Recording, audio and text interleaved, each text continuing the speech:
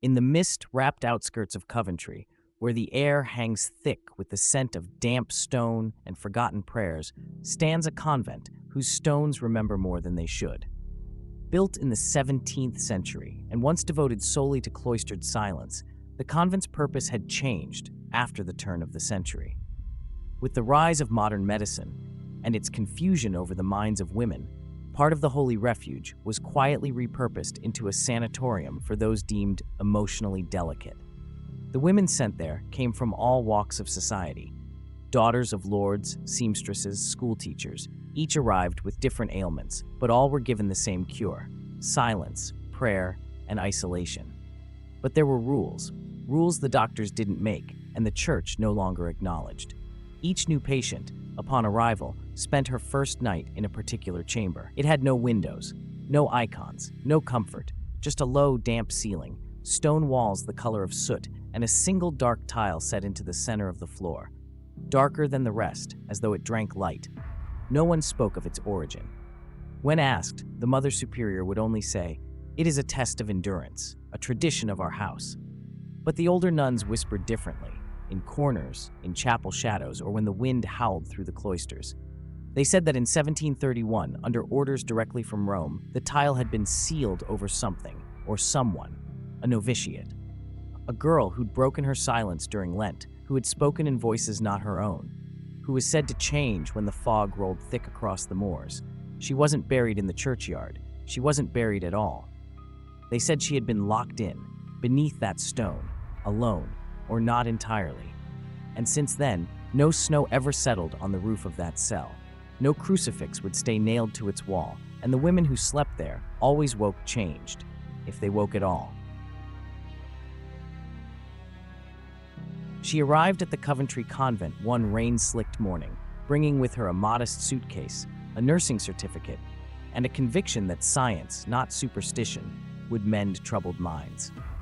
She wore her uniform crisply, her manner clipped and rational, a woman of the new century. She had read Freud, she had studied hysteria. She did not believe that evil could be trapped beneath floors or that madness could seep up through mortar and dust. And so she ignored the whispers, ignored the way the older nurses avoided the hallway near the sealed chamber, ignored the reports of patients who, after their first night, spoke in tongues never heard before, their mouths moving with words that left no warmth in the room, ignored the claw marks found on the walls, or the strange frost that bloomed each full moon across that one solitary tile. Until she couldn't. It was a young patient, a seamstress's daughter from Kent, who broke the spell of silence. She was calm when admitted. Then came her night in the room. By morning, she was screaming. Her limbs seized. Her breath came in snarls. And when the other nurses tried to restrain her, she shouted something in a language no one understood, except perhaps the stone. That night, Ellen returned alone. She carried a lamplight and a thin iron tool. The hallway was dark, the oil sconces unlit. She opened the door with shaking hands. The room was colder than it had any right to be. Her breath came in fog. The shadows seemed to breathe. She knelt beside the darker tile, and with a single strike chipped away at the edge. It came loose more easily than she expected. And what spilled out was not dust, but air. Cold, damp air, like breath from lungs buried too long beneath soil. There was no mold, no rot, only a scent like old iron and incense. And then she heard it. At first, faint, like bells tolling across water. Then clearer, more insistent. Voices, not speaking, whispering, names. One by one, they floated up through the floor, the names of the patients, spoken softly, reverently as if tasted. Then the names of the sisters. Then, finally, her own, Ellen. Not shouted, not called, whispered, like a prayer being swallowed. And in that instant, with her lamp flickering and the wind beneath her growing stronger, Ellen Drake realized the truth. The stone had never been meant to keep something out. It had been meant to keep something in. By morning, the room was empty. The patient, the girl who'd spoken in a voice not her own, had vanished. Not fled, not escaped, vanished. The bed still bore the shape of her body. The lamp lay cold on its side. But where her feet had touched the stone floor, something remained. Prints, not bare, not shod. Broad, clawed, and damp with something like moss, slick black and smelling faintly of peat and iron. Torn fragments of her nightdress clung to the stone. and among them, a strip of cloth from an old nun's habit, long out of use. The Mother Superior wasted no time. She ordered the room sealed once more, the dark tile replaced and hammered back into place with hands that trembled, though she denied it. Incense was burned, psalms were chanted, salt was sprinkled at the thresholds. And still, the air refused to grow warm again. But something in Miss Ellen Drake had changed. She walked slower now, as though every step required permission. She flinched at bells. She refused mirrors. Her voice, once steady and crisp, now carried strange inflections, foreign vowels folded into English like bruises beneath the skin. Once, while changing linens, she was heard muttering in Latin, phrases from a rite no one recognized. When asked, she blinked slowly and said nothing, as if the question hadn't been addressed to her, but to whatever had taken residence behind her eyes. And then, the nights grew quiet. Too quiet. The convent had always been still after sunset, but now it felt suspended, as if the walls themselves were holding breath. On foggy nights, when the mist clung to the chapel like wet lace, no one spoke, no one moved, and yet the bell in the cloister would toll at midnight, once, then twice, then 13 times, without hands. They say something walks the halls now, tall, silent, clothed in a habit no longer used by any order.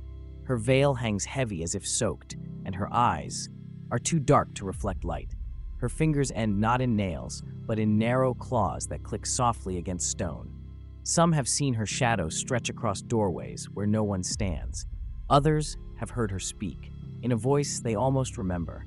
And sometimes, only sometimes, a new patient, placed in the windowless room for her first night, wakes screaming. And other times, she doesn't wake at all. Route 74 cuts through the belly of rural Colorado like an old scar, long, jagged, and half-forgotten. It winds through pine-blanketed hills that sway and whisper in the wind, past rusted gas pumps and diners where the jukeboxes still play Elvis and Patsy Cline if you hit them just right. In the early 1970s, long-haul truckers would gather in those roadside cafes, nursing burnt coffee and the hours between loads, swapping tales with the kind of weight that only years on the road can give a man. And some stories stuck. They spoke of something strange on the asphalt, a shape, a shadow, a creature. They called it the hairy thing, a name too plain for what they meant, but no one wanted to say more than that. It was always seen on moonless nights, when the dark swallowed the headlights and the CB radio turned to static. They'd see it from the corner of their eyes, something tall, too tall, with shoulders that brushed low branches and limbs covered in thick, matted fur. It didn't run. It strolled, right alongside 18-wheelers doing 60 miles an hour, like it was out for a walk. Sometimes it left claw marks on the side panels. Sometimes tufts of hair clung to the wipers, wiry and coarse. Once a driver said he saw it staring at him through the side mirror. Just watching, not angry, not afraid, just watching. But the young guys laughed. They always did. They blamed whiskey, lack of sleep, or the kind of loneliness that wraps around a man's ribs after too many miles and too few voices. Monsters, they said, were for the radio dramas, not the open road. Still, on nights when the fog clung too low and the pines swayed without wind, even they drove a little faster. Chad Weaver was 23, green but confident, on his third solo run through the back roads of Colorado. The night was his soundtrack, AM radio whispering through static, a lonely ballad from the 50s humming in the background, and the soft crackle of his cigarette burning between his fingers. He had heard the old-timers' stories at the truck stop, the hairy one, the claw marks, the creature that kept pace with headlights. Chad had laughed. "Bigfoot, my ass," he muttered, shaking his head as he flicked the ash from his cigarette. Monsters were just stories for men too tired to dream straight. But that night, the road was too quiet. No headlights coming the other way, no taillights ahead, just the black asphalt unrolling like an old ribbon beneath the wheels. The trees on either side seemed leaned in, closer than he remembered. And when the fog appeared, slow, crawling, like breath against a mirror, even the music seemed thinner. That's when he saw it. A woman, standing dead center in the road. She didn't move. She wore a long black dress that fluttered lightly with the wind, her arms hanging loosely at her sides, and her head tilted at an unnatural angle, as if listening to something. Chad's instincts kicked in. He slammed the brakes. The rig squealed, groaned, skidded a few feet before grinding to a stop. Heart pounding, he leaned forward, wiping the fogged window with a trembling hand. She was still there, perfectly still, and behind her, something moved. Not quickly, not even with intent, but it was big, too big. It didn't walk. It slithered, rising slowly, as if the fog was giving birth to it, bones forming one by one. The camera in Chad's cabin caught everything. The woman frozen in place, and behind her, the outline of something impossibly tall, with limbs that didn't move right, and a shape that didn't belong in the world of headlights and road signs. It didn't glow, it didn't snarl, it just moved forward. And when it did, the radio went silent. Chad tried to reverse. The engine groaned. The gear lever trembled in his sweaty hand, but the truck seemed to hesitate, as if the very asphalt itself was holding it in place. The woman remained there, in the middle of the road, shrouded in mist and mystery. A long black dress that seemed to absorb the little light around. She didn't move. She just stared at him. Her head still tilted, her gaze too empty to be real. Chad blinked, just once. And when he opened his eyes, she was gone. In her place stood a creature, huge, covered in dark, coarse fur like steel wool, its broad shoulders towering almost to touch the low-hanging branches of the pine trees. Its legs were crooked, with joints turned backward, as if hastily shaped. The hands, or what once were hands, now ended in long, curved claws, like sickle blades. The head still held something human, but only in shape. Its eyes, now glowing a dirty yellow, locked onto Chad with an intensity that crushed any thought. Its jaw was too wide.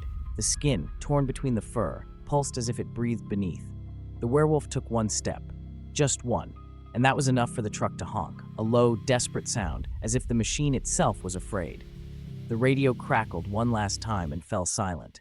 The air became thick, still, like the moment before a storm that will never fall, only hang, waiting. Chad couldn't move. The illusion of the woman still hovered in his eyes' memory. The creature now before him was not just a monster. It was a living lie, an ancient thing that knew exactly what to show and when to reveal the truth. He screamed. But here on Route 74, no one hears anything once the fog rolls in. 3 days later, a local trucker found Chad's rig pulled over on the shoulder, just a few yards from an unmarked curve. The engine was off, the tank bone dry, and the doors were locked from the inside. And there were marks, claw marks, deep, parallel, tore through the metal like wet paper. The driver's door was bent inward, as if something had tried to rip it open with its bare hands. Dark hair, thick, coarse like bristles from a brush, clung to the wipers and the edges of the window. But Chad was gone. No blood, no signs of a struggle, nothing. The cabin camera was still running, softly humming as the tape trembled at the end of the reel. The radio was silent, the driver's seat was empty.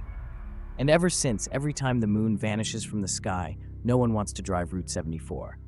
Because some say if you go too slow, you might see a woman in a black dress standing in the middle of the road. But don't blink. Never blink.